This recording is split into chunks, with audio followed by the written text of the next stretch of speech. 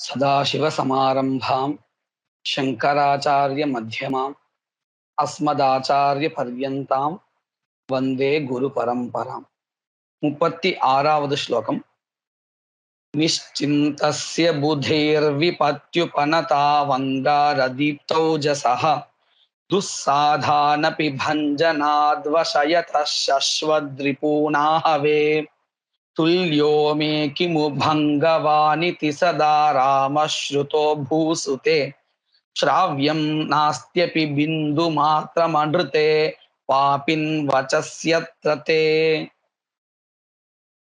சார்தூல விக்கிரீடத்துல இந்த ஸ்லோகத்தை அமைச்சிருக்கார். பதச்சேதா நிஷ்சிந்தஸ்ய புதைஹி விபத்யுபநதௌ அங்கார தீப்தௌஜசஹ துஸ்சாதான் அபி பஞ்சனாத் வசயதஹ சஸ்வத் ரிபூன் ஆஹவே துல்யஹ மே கிமு பங்கவான் இதி சதா ராமஹ ஸ்ருதஹ பூசுதே ஸ்ராவ்யம் நாஸ்தி அபி பிந்துமாத்திரம் அன்ருதே பாபின் வச்சசி அத்ர தே. இந்த ஸ்லோகத்துல ராவணன் சீத்தை கிட்ட கேட்கறான், இந்த ராமர் இருக்காரே அவர் எனக்கு ஒப்பானவரா, சமமானவரா? நான் எப்பேற்பட்டால், அவன் ராமன் எப்பேற்பட்டால் எப்படி ரெண்டு பேருக்கும் துல்லியம் வரும், ரெண்டு பேரும் துல்லியமா எப்படி இருக்க முடியும் அப்படின்னு ஒரு கேள்வியா கேட்டு தன்னை பத்தி உயர்வா சொல்றான், ராமரை தாழ்வா சொல்றான். எப்படி சொல்றாங்கிறத பார்க்க போறோம்.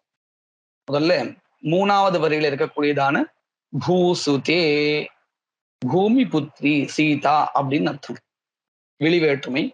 கூப்பிட்டு சொல்றான், ராமஹா பங்கவான் இதி சதா ஸ்ருதஹா. இந்த ராமன் இருக்கானே இவன் பங்கவான். பங்கவான்னா என்ன அர்த்தம்? பராஜயத்தை கொண்டவன், அதாவது பராஜயவான். பராஜயகான தோல்வி, ஜெயகான வெற்றி, பராஜயகான தோல்வி, அதை கொண்டவன் பராஜயவான், தோல்வியை கொண்டவன். இப்படி சதாஸ்ருதா, எல்லா இடத்துலையும் எல்லா சமயத்திலும் கேள்விப்பட்டுட்டே இருக்கும், ராமன் தோல்வியுற்றவன். எந்த விஷயத்துலன்னு கேட்கக்கூடாது, ஏன்னா ஒரே விஷயம் ஒருத்தருக்கு தோல்வியா தெரியும், வெற்றியா தெரியும். ராவணன் எதை மனசுல வச்சு சொல்றான்? தன் குடும்பத்தை அவன் காப்பாத்தல, தன் மனைவியை காப்பாற்ற முடியல, தோத்து போயிட்டான். அதே மாதிரி ராஜ்யத்தை கைப்பற்ற முடியல. இப்படி பல விஷயங்கள்ல தோல்வின்னு ராவணன் மனசை வச்சு சொல்றான். ஆனா இதுல சிலது ராஜ்யத்தை அடைய முடியலைங்கிறது தோல்வி இல்லை, அதுதான் அவருடைய வெற்றியே.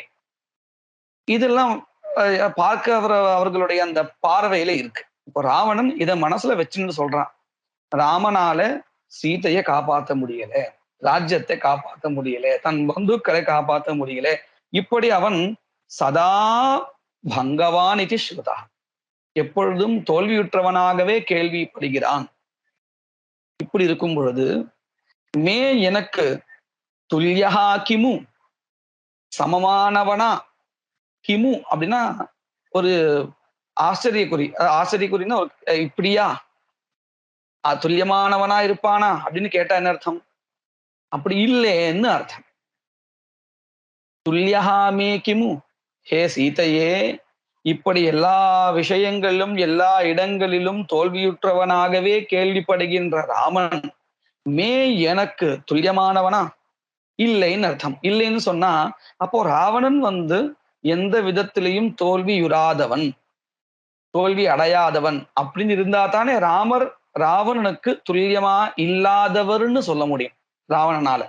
இப்போ ராவணன் வெற்றியாளர் அப்படிங்கிறத அவன் சொல்லணும் இல்லையா? அதைத்தான் முதல்ல இருக்கக்கூடியதான 2 பாதங்கள்ல சொல்ற. எப்படி? புதைஹி விபத்யுபனதோ நிஷ்சிந்தஸ்ய மம, மமன்னு அந்த மேங்கிறது இங்க சேர்த்துக்கணும். புதைஹி, புதாக அப்படின்னா சுராக, தேவர்கள். இந்த தேவர்களால விபத்யுபநதௌ, விபத் அப்படிங்கிறது ஸ்ரீலிங்க சப்தம், ஆபத்துன்னு அர்த்தம். உபநதிஹின பிராப்திஹி, விபத்யுபநதௌ ஆபத் பிராப்தௌ, ஆபத்து வருகையில் தேவர்களால் எனக்கு ஆபத்து வருகையில் நிஷ்சிந்தகா எந்த ஒரு கவலையும் இல்லாதவன் அப்படின்னு என்ன அர்த்தம்? எனக்கு வெற்றி தான் கிடைக்கும். அவர்களால் எனக்கு எந்த ஒரு பயமும் கிடையாது. அப்பேற்பட்ட எனக்கு இந்த மேங்கிறது எல்லா இடத்தையும் சேரும். மே எனக்கு இந்த ராமன் துல்லியமானவனா அப்படின்னு ஒவ்வொன்றுத்தையும் சேர்த்துட்டே வரணும். புதைஹி விபத்யுபநதோ நிஷ்சிந்தஸ்ய. அப்புறம் அங்கார தீப்தௌஜசா. அங்காரகான நெருப்பு, இந்த கனல், தணல். இந்த நெருப்புக்கு ஒப்பான வீரியத்தை கொண்டவன். அங்கார தீப்த ஓஜசா. நெருப்பை போன்ற பிரகாசமான ஓஜஸ், வீரியம், அதை கொண்டவன், கொண்ட எனக்கு ராமன் துல்லியமானவனா அப்படின்னு கேள்வி. அங்கார தீப்தோஜசா. ரெண்டு விஷயங்கள் சொல்லியாச்சு. மூணாவது துஸ்சாதான் அபி பஞ்சனாத் வசயதா. துஸ்சாதனா அப்படின்னு அர்த்தம் அடக்க முடியாத வீரன் அர்த்தம். அப்பேற்பட்டவர்களை துஸ்சாதான் அபி மகா பராக்கிரமிகளையும் கூட ஆகவே யுத்தத்தில், ஆகவகான யுத்தம், ஆகவே யுத்தத்தில் துஸ்சாதானு ரிபூனு அபி அடக்க முடியாத, ஜெயிக்க முடியாத பராக்கிரமிகளையும் கூட, எதிரிகளையும் கூட, ரிபூனு எதிரிகளையும் கூட, பஞ்சனாத்து அப்படின்னு அர்த்தம். பஞ்சனம் சொன்னா இங்க பராஜயா, தோல்வின்னு அர்த்தம். அவர்களை போட்டு அடிக்கிறதுனா, அடிச்சு தோல்வியை அடைய வைப்பதினாலே பஞ்சனாத்து வசயதா, தன் வசத்துக்கு ஈர்க்கக்கூடிய எனக்கு, வசயதா யாரை?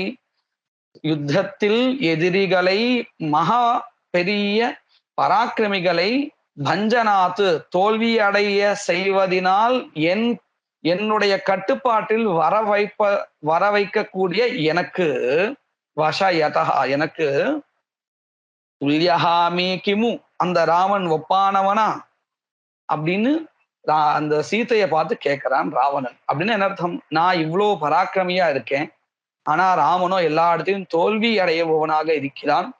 அவனுக்கும் எனக்கும் எந்த விதத்திலேயாவது ஒற்றுமை இருக்கிறதா? நான் இவ்வளோ உயர்வான ஒரு இடத்துல இருக்கேன், ராமன் இவ்வளவு மோசமான இடத்துல இருக்கா? ஏன்னா க்ஷத்ரியாளுக்கு இந்த வெற்றிங்கிறது ரொம்ப முக்கியம், வீரியம்ங்கிறது ரொம்ப முக்கியம். அதை இழந்து இருக்கான் ராமன். நான் அப்படி இல்லை அப்படின்னு சீதையை பார்த்து சொல்லியிருக்கார். சீதை இப்போ பதில் சொல்றா. ஸ்ராவியம் நாஸ்தியபி பிந்து மாத்திரம் அன்றுதே பாப்பின் வச்சஸ்யத்ரதே. ஹே பாப்பின், ஹே பாப்பியே, வச்சசி அன்றுதே, அன்றுதே வச்சசி பொய்யான உன்னுடைய இந்த சொற்களிலே, அத்திர தே உன்னுடைய, அன்றுதே வச்சசி பொய்யான இந்த வாக்கியங்களிலே, பிந்து மாத்திரம் நாஸ்தி ஸ்ராவியம் ஒரு துளி கூட கேட்பதற்கு தகுந்ததா இல்லை. ஸ்ராவியம்னா ஸ்ராவியம் ஹிருத்யம் மனோஹாரி அப்படின்றது. அதாவது சில வார்த்தைகள் நம்ம கேட்கும் பொழுது ரொம்ப இனிமையா இருக்கும், நமக்கு நம்முடைய ஹிருதயத்துக்கு ரொம்ப ஆறுதலா இருக்கும். அதெல்லாம் ஸ்ராவியம்னு சொல்லுவோம். மனோஹாரின்னு கூட சொல்றது உண்டு. மனசு அப்படியே ஈர்க்கிறது. சில பேருடைய பேச்சை கேட்கும் பொழுதே நமக்கு ஒரு உற்சாகம் வரும், இனிமையா இருக்கும். ஆனா நீ சொன்ன இந்த பொய்யான இந்த வாக்கியங்கள்ல ஒரு துளி கூட கேட்பதற்கு தகுந்ததாக இல்லை, ஸ்ராவியமாக இல்லை அப்படின்னு சீதை பதில் சொல்றா. இதனுடைய கூடார்த்தம் என்ன அப்படின்னு கேட்டா, நீ சொன்ன இந்த பொய்கள் கேட்பதற்கு ஸ்ராவியமா இல்லை, கேட்பதற்கு தகுந்தா இல்லை. அப்படி ஒரு வேலை எடுத்துக்கணும்னு சொன்னா கூட அந்த பிந்துவை எடுத்துட்டா என்ன அர்த்தம் வருமோ அதுதான் கேட்கறது தகுந்ததா இருக்கு. சாஸ்திரங்கள்ல துஷ்யத்து துர்ஜன நியாயகான்னு ஒரு நியாயம் நம்ம லௌகிகத்திலையும் பார்க்கலாம். ஒருத்தன் வந்து வாதம் பண்ணிட்டே இருக்கான், அவன் சொல்றது பொய்ன்னு நமக்கு தெரியும், ரொம்ப படுத்துறான், ஒத்துக்கவே மாட்டேங்கிறான். சரி போயிட்டு போ, இப்ப என்ன நீ சொல்றது அப்படித்தானே, இருந்துட்டு போட்டு இப்படின்னு நம்ம சொல்லுவோம் இல்லையா? வெறுத்து கடைசியில இப்படி சொல்லிடுவோம். அப்படின்னு சொன்னா அவன் சொன்னதை நம்ம ஏத்துண்டோம்னு அர்த்தம் இல்லை. அதுக்கு என்ன அர்த்தம்? இவன் வந்து ரொம்ப பிடிவாதமா இருக்கா தன்னுடைய அந்த வாக்கியத்துல, நம்ம சொல்ற உண்மையை ஏத்துக்கிறது ஒரு பக்குவமும் இல்லை. இன்னும் துர்ஜனா இருக்கான். ஏதாவது வம்பு பண்ணினா என்ன பண்றது? சரி போயிட்டு போ. திருப்தி பட்டுட்டு போகட்டும். அப்படின்னு ஒத்துக்கிறோம் இல்லையா? ஆமா நீ சொல்றது சரிதான் போ. இதுதான் துஷ்யது துர்ஜனஹா. ஏதோ சந்தோஷப்படட்டும். அதுக்காக ஒத்துக்கிறதுன்னு பேர். அந்த மாதிரி இப்போ சீதை என்ன பண்ணிருக்கான்னு கேட்டா, இவன் சொல்ற எந்த பதவுமே ஸ்ராவியமா இல்ல. இருந்தாலும் நீ திருப்திப்பட்டு போறதுக்காக சொல்றேன். நீ சொன்னதுல அந்த பிந்து எங்கெங்கெல்லாம் வருதோ, அதாவது அனுஸ்வாரம் எங்கெங்கெல்லாம் வருதோ, அத நீக்கிட்டு சொல்லு. அத வேணா ஏத்துக்கலாம். உன்னுடைய சந்தோஷத்துக்காக. அப்படின்னு இந்த கூடார்த்தம். எப்படி இந்த கூடார்த்தம் கிடைச்சது? பிந்து மாத்திரம் நாஸ்தியம். பிந்து மாத்திரம். அந்த பிந்துன்னு சொன்னா பிந்துவின் இடத்துல வரக்கூடிய நகாரம். அனுஸ்வாரம் தானே நம்ம அந்த புள்ளியா வைப்போம். அந்த அனுஸ்வார ஸ்தானத்துல வரக்கூடியதான அந்த ந அப்படிங்கிற எழுத்தை நீக்கி சொன்னேன்னு சொன்னா ஷாவின்னு எடுத்துக்கலாம். இதுவும் ராவனுடைய வாக்கியம் ரொம்ப அருமையா இருக்கு, இனிமையா இருக்குங்கிற அர்த்தத்துல இல்ல. துஷ்யது துர்ஜன நியாயத்தினால வச்சுட்டு சீதை சொல்றார். அப்படி சொன்னா என்ன அர்த்தம் கிடைக்கும் பாருங்க. முதல் வாக்கியத்துல நிஷ்சிந்தஸ்ய புதைர் விபத்யுபனதா வங்கார தீப்தௌஜசான் இருக்கு. இதுல நிஷ்சிந்தஸ்யன்னு நகாரம் இருக்கு இல்லையா? இந்த நகாரத்தை அந்த நகாரம் தானே பிந்து ஸ்தானத்துல வந்திருக்கு. அதாவது அனுஸ்வார ஸ்தானத்துல வந்திருக்கு. அந்த இடத்துல நகாரத்தை எடுத்துதான் நிஷ்சிதஸ்ய நிஷ்சிதஸ்ய அப்படின்னு ஒரு பதம் கிடைக்கும். அதுக்கப்புறம் உபநதௌ அங்கார தீப்தௌஜசா அப்படிங்கிற இடத்துலயும் அந்த நு அப்படிங்கிறது அனுஸ்வார ஸ்தானத்துல தான் வந்திருக்கு. பரசவர்ணத்தை வச்சுண்டு அப்படின்னு நம்ம பார்த்தோம்னு சொன்னா அகார தீப்தௌஜசான்னு வரும். அந்த நு எடுத்துட்டு அந்த இடத்துல படிச்சோம்னா அகார தீப்தௌஜசா. துஸ்ராதானபி பஞ்சனாத் அப்படின்னு இருக்கு. அந்த இடத்துல நு இருக்கு. காக்கா கங்கா அந்த நியூ சேர்ந்த பஞ்சநாத். அதுவும் கூட அனுஸ்வாரத்தினுடைய ஸ்தானத்தில் தான் வந்திருக்கு. அதை எடுத்தாச்சுன்னு சொன்னா பஜநாத் அப்படின்னு வரும். நம்ம இந்த மாதிரி எழுத்துக்கள் பஞ்சாப் அப்படிலாம் சொல்றோம் இல்லையா? அந்த இடத்துல நீங்க பாருங்க பஞ்சானாம் அபாம் சமாஹாரா அப்படிலாம் சொல்றோம். பஞ்சாபஹா அப்படின்னு அந்த நியூ வருது இல்லையா? அது வந்து அந்த அனுஸ்வாரத்துடைய ஸ்தானத்துல தான் வந்திருக்கு. அந்த அதே மாதிரி ஒரு பதம் தான் இது.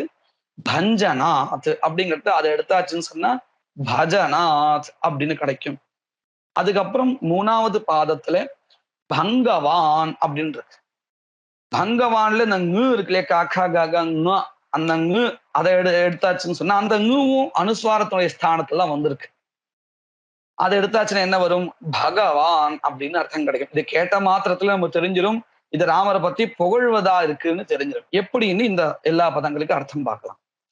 முதல்ல இந்த முதல் பாதத்துல இருக்கக்கூடியதான அந்த சொற்களுக்கு அர்த்தம் சொல்லும் போது நம்ம என்ன பண்ணினோம்? தேவர்களால எந்த ஒரு ஆபத்து வந்தாலும் கவலையே இல்லாமல் நிஷ்சிந்தமா இருந்தான். நிஷ்சிந்தா அப்படின்னு சொன்னோம். இப்போ என்ன அர்த்தம் கிடைக்கும் தெரியுமோ? தேவர்களால இவனுக்கு ஆபத்து வரும் என்பது நிச்சிதமா இருக்கு. அப்பேற்பட்ட எனக்கு ராமன் துல்லியமானவனா? எப்படி இந்த அர்த்தம் கிடைச்சது பாருங்க. உதைஹி தேவர்களால் விபத்யுபனதோ நிஷ்சிதஸ்ய. தேவர்களால் ஆபத்து வரும் என்று நிச்சிதமாக இருக்கக்கூடிய எனக்கு ராமன் துல்லியமானவனா அப்படின்னு கேட்கிறான். அப்படின்னு என்ன அர்த்தம்? ராமருக்கு தேவர்களால் ஏதாவது ஒரு துன்பம் வருமோ? வராது. ஆனா ராவணனுக்கு கண்டிப்பா வரும். அப்படி இருக்கும் பொழுது ஆபத்தை கையிலேயே வச்சிருக்க கூடியதான எனக்கு ராமன் துல்லியமானவனா? கண்டிப்பா இல்லை. ஏன்னா ராமன் சாது. அவரால் யாருக்கும் எந்த தீங்கும் கிடையாது. அதனாலேயே மற்றவர்கள் யாரும் அவரை போய் தீண்ட போறதும் இல்லை. யாரும் சீண்ட போறதும் இல்லை. அப்போ என்ன ஆச்சு? ராமர் வந்து ரொம்ப சாத்விகமா இருக்கார். இவன் அப்படி இல்லை. ஆபத்தோட சுத்தின்றார். ஓ எனக்கு துல்லியமா அப்படின்னு கேட்கும்போது இப்ப தன்னை தாழ்த்தி ராமரை உயர்த்துற மாதிரி இருக்கு. முன்னாடி எப்படி இருந்தது? ராமரை தாழ்த்தியும் தன்னை உயர்த்தியும் இருந்தது. ஒவ்வொரு கேள்வியா கேட்கும் பொழுது இப்போ அப்படியே மாறி போயிடுது. அதுக்கு அடுத்தது தன்னை உயர்வா சொன்னா அங்கார தீப்தௌஜசா அப்படின்னு சொன்னா, அதாவது தணலை போல நெருப்பை போல பிரகாசமான ஓஜஸை கொண்டவன். இப்ப என்ன அடுத்து? அகார தீப்தௌஜசா. அகாரம் அப்படின்னா கிரகம்னு அர்த்தம். அப்படின்னா என்ன அர்த்தம்? இவனுடைய இந்த ஓஜஸ் இருக்கே வீதியம் எல்லாம் வீட்டோட தான். வெளியில போனா இது சாமான்யமா நம்ம லோகத்துல சொல்லுவோம். வீட்டுல புலி வெளியில எலின்னு அந்த மாதிரி ஒரு ஆளா இருக்கார் ராவணன் தெரியும். அகார தீப்தோஜசா தன்னைத்தானே சொல்லிக்கிறான். நான் எப்பேற்பட்ட ஆளு? வீட்டில் என்னுடைய பராக்கிரமத்தை காட்டுகின்ற ஆள். வீட்டின் வரையில் என்னுடைய பராக்கிரமமானு தெரியும். வெளில போனா நடுங்கிடுவேன்னு அர்த்தம். ஆனா ராமர் அப்படி இல்லை. இப்பேற்பட்ட எனக்கு ராமர் ஒப்பானவரா? கண்டிப்பா இல்லை. ராமர் இந்த அயோத்தியில இருக்கிற பரியந்தம் அவருடைய பராக்கிரமம் யாருக்குமே தெரியல. விஸ்வாமித்திரர் கூட்டு போனதுக்கு அப்புறம் தான் ஒவ்வொரு ராட்சசனுடைய வதம் பண்ணும் பொழுது அந்த ராமருடைய புகழ் உலகமெங்கும் பரவினது. அப்ப அவர் வெளியில தான் பராக்கிரமியா இருக்காருன்னு தெரியாது. அகார தீப்தோஜசகாவா இல்ல, தீப்தோஜஸ் கொண்டதா அவர் இல்ல ராமர். ஆனா ராவணன் அப்படி இருக்கான். அதனாலதான் என்ன சொல்றான், எனக்கு ஒப்பானவரா? கண்டிப்பா ஒப்பானவர் இல்லை. அடுத்தது துஸ்சாதானபி பஞ்சனாத் வஷயதா அப்படின்னு சொன்னான். பராக்கிரமிகள் எப்பேற்பட்ட பராக்கிரமிகள் சொன்னா அவர்களை கட்டுப்படுத்தவே முடியாத சௌரியத்தை வீரியத்தை கொண்ட பராக்கிரமிகள். அப்பேற்பட்டவர்களே நான் சண்டை போட்டு அவர்களை துவம்சம் பண்ணி என் வசத்துக்கு கொண்டு வருபவன். அப்பேற்பட்ட எனக்கு ராமன் ஒப்பானவனா அப்படின்னு கேட்டார். கண்டிப்பா இல்லை. ஏன்னு கேட்டா இந்த இடத்துல பஞ்சநாதுல நம்ம அனுஸ்வாரத்தினுடைய ஸ்தானத்தை வந்திருக்கூடிய ஞாபகம் எடுத்துறோம். எடுத்தா பஜநாத்னு வந்தது. அப்படின்னு என்ன அர்த்தம்? இந்த பராக்கிரமிகள் இருக்காலே ரொம்ப சக்தி பொருந்தியவர்கள் எதிரிகள், அவர்கள் கிட்ட நான் என்ன பண்றேன்னா சரணடைஞ்சிடுறேன். சரணடைஞ்சு என் வசத்துக்கு நான் கொண்டு வந்துடுறேன். முன்னாடி எப்படி வந்தது? போரிட்டு அவர்களை துவம்சம் செய்து நான் அவர்களை என் வசத்துக்கு ஆளாக்குகிறேன் அப்படின்னு சொன்னார். இப்ப என்ன எடுத்து தெரியுமோ? எதிரிகள் வந்தா, நல்ல பராக்கிரமிகள் வந்தா இவர் போய் சரணடைஞ்சிருவாராம். பஜநாத், சேவநாத், இப்படி சேவை செய்வதனால அவர்களை என் வசத்துக்கு கொண்டு வருவேன். இதுவா பராக்கிரமத்துக்கு அடையாளம்? இல்லையே. அது அப்பேற்பட்ட இந்த சேவையை செய்து அவர்களை என் வசத்துக்கு கொண்டு வரேனே, இப்பேற்பட்ட எனக்கு ராமன் ஒப்பானவனா? கண்டிப்பாக இல்லைன்னு தெரிகிறது. இதுக்கப்புறம் இப்போ முன்னாடி என்ன சொன்னார்? ராமஹா சதாஸ்ருதா பங்கவானிதி. ராமன் தோல்வியுற்றவனாக எல்லா இடத்திலும் கேள்விப்பட்டிருக்கேன் அப்படின்னு சொன்னார் இல்லையா? இப்ப அந்த பங்கவான்ல அனுஸ்வாரத்தினுடைய ஸ்தானத்துல நூவு எடுத்தாச்சுன்னா பகவான் அடுத்து. ராமன் சதா பகவானிக்கு ஸ்ருதா. பகவான் என்னது? ஒரு 6 குணங்களை கொண்டவர்களை தான் நம்ம பகவான்னு சொல்றோம். ஐஸ்வர்யம், புகழ், வீரியம், செல்வம், ஞானம், விஞ்ஞானம். இந்த 6 விஷயங்களை யாரு கொண்டிருக்கானோ அவளை தான் நம்ம இந்த 6 சேர்ந்த அந்த கூட்டத்துக்கு பகஹான்னு பேரு. புகழ், செல்வம், வீரியம், ஞானம், விஞ்ஞானம், இந்த மாதிரியா இருக்கக்கூடியதான 6 குணங்கள். இந்த 6 குணங்களை கொண்டவன் யாரோ அவன் தான் பகவான்னு சொல்லப்படுறான். இப்போ ராமர் அப்படித்தான் இருக்கார். ஞானம், அந்த விஞ்ஞானம்னு ஒண்ணு சேர்த்துக்கணும். 5 ஞானத்தோட விஞ்ஞானம். இங்க நம்ம ஒரு விஷயம் சாஸ்திர ரீதியா கவனிக்க வேண்டியது என்னன்னு கேட்டா, இந்த விஞ்ஞானம், ஞானம் பொதுவா நம்ம லௌகிகத்துல விஞ்ஞானம் சொன்னா சயின்ஸ் அப்படின்னும், ஞானம் சொன்னா சாமானிய ஞானம் சொல்லிட்டு இருக்கோம். ஆனா சாஸ்திரத்துல இந்த விஞ்ஞானம்ங்கிற பதம் வேதாந்த சாஸ்திரங்கள்ல பயன்படுத்தும் பொழுது எந்த இடத்துல பயன்படுத்துறான்னு கேட்டா ஆத்ம ஞானத்தை தான் விஞ்ஞானம்னு பயன்படுத்துறான். ஞானம்ங்கிற பதம் இந்த சாமானிய லௌகிக ஞானம் இருக்கு இல்லையா? இன்வென்ஷன், இந்த மாதிரி சயின்ஸ், இந்த மாதிரி இது பண்ணும்போது நம்ம ஒரு பதம் யூஸ் பண்றோமே, அவர் விஞ்ஞானி அப்படின்னு, அந்த இடத்துல ஞான பதம் தான் உபயோகப்படுத்துறார். இப்போ இந்த ராமர் ஞானியாகவும் இருக்கார், விஞ்ஞானியாகவும் இருக்கார், ஆத்ம ஞானியாகவும் இருக்காருன்னு அர்த்தம். இப்படியான 6 குணங்களை கொண்டவரா இருக்கக்கூடியவர் பகவான். சதாஸ்ருதா ராமஹா பங்கவான் இது ஸ்ருதகான்னு முதல்ல சொன்னா, இப்போ அந்த அனுஸ்வாரத்தினுடைய ஸ்தானத்துல வந்திருக்கக்கூடியதான எழுத்தை எடுத்தாச்சுன்னா பகவான் அப்படின்னு அர்த்தம் கிடைக்கும். இப்போ இந்த ராமர் எப்படி இருக்கார்? 6 குணங்களை கொண்டவரா இருக்கார் இப்படின்னு சதாஸ்ருதா. இந்த மாதிரி ராமரை சொல்றதுக்காக என்ன பதங்கள்லாம் தப்பா சொன்னானோ அது இப்போ அவரை உயர்வா சொல்லி எடுத்து, ராவணன் தன்னை பத்தி சொல்றதுக்காக எந்த பதங்கள்லாம் சொன்னானோ உயர்வா சொல்றதுக்காக அதெல்லாம் அவனையும் நிந்தனை பண்ணக்கூடியதாக வந்திருக்கு. இப்படி ஒரு சாமர்த்தியமா ஒரு எழுத்தை நீக்கி சாவிதாட்சரமா கொடுத்து இந்த ஸ்லோகத்தை எழுதியிருக்க. அப்படியா இந்த ஸ்லோகம் முடிகிறது. மேற்கொண்டு ஸ்லோகம் வருங்காலத்துல வரும்.